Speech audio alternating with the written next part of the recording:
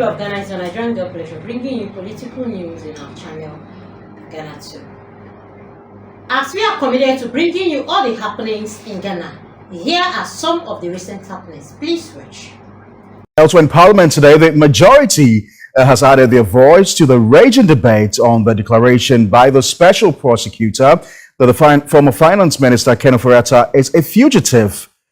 Majority Leader Mama Yarga says there's a need for public officers to avail themselves for accountability, whilst Energy Minister John Jinapor recounted his ordeal when security operatives raided his home after the NDC exited office, calling on the former finance minister to avail himself for investigations in order to bring the matter to rest.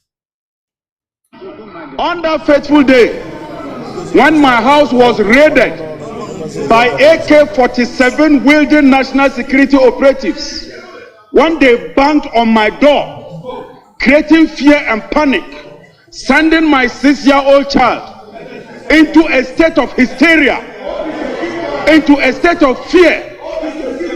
We had members here, they never commented on it. And I commend Professor Michael Quay on that day when he stood up and ruled that what they were doing was wrong. In our local language, fugitive, in our local language, it means that what didn't work kamura. Or to put it simply, wajibab. Or in the Hausa language, otilo. Or to put it in the more simpler way, yagudu. It's as simple as that, Mr. Speaker. We should not be afraid of accountability. As public officials, when they took my laptop, it got to a point they couldn't even open the iPhone. I told them I was willing to come and use my fingerprint. It was then and there that they told me that the phones had been taken to the United Kingdom. I had to give them the password. Eventually, the very America that I was accused of, a minister was dismissed because it came here padded by almost $800 million. Mr. Speaker, on this auspicious day, on this day of reckoning, on this day of accountability, the only thing I can say is that we wish the man in white, 5 minutes, the best of luck. It's to be the most dangerous thing that will happen to the democracy of this country if a certain group called the political class are allowed to conspire to protect each other. I take a position that indeed the reason why the voters go and vote for one political party as against the other is so that they will come and hold each other accountable.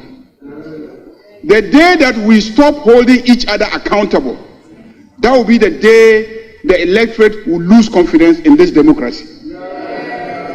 And when they lose confidence in this democracy, that is the end of democracy in Ghana. So the special prosecutor is seized with the matter, is investigating the matter, and wants the former finance minister to appear before them for some investigation. They indicate that there are 2 other matters they are investigating, but they haven't indicated exactly what those 2 other matters are.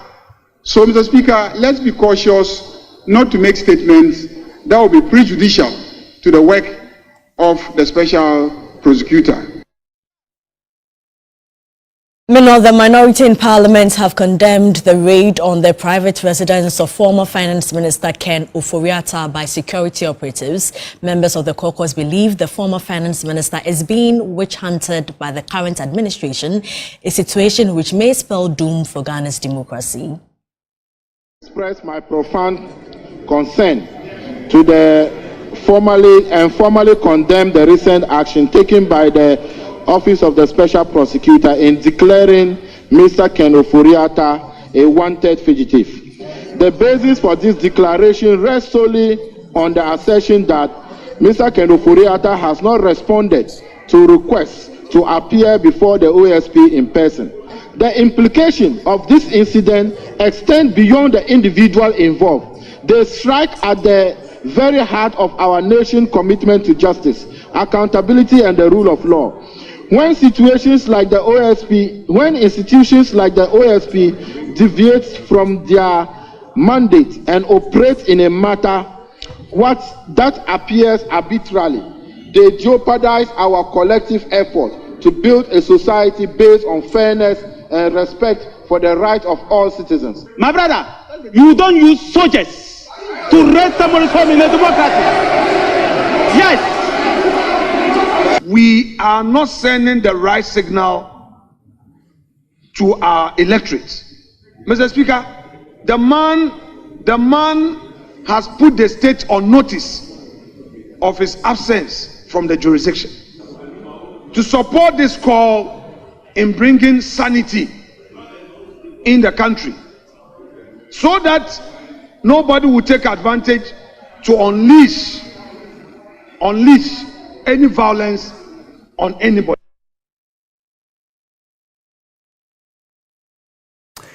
And while you're still watching News 360, our major news bulletin for the day. We're streaming live on Facebook, also live on your DSTV channel 279.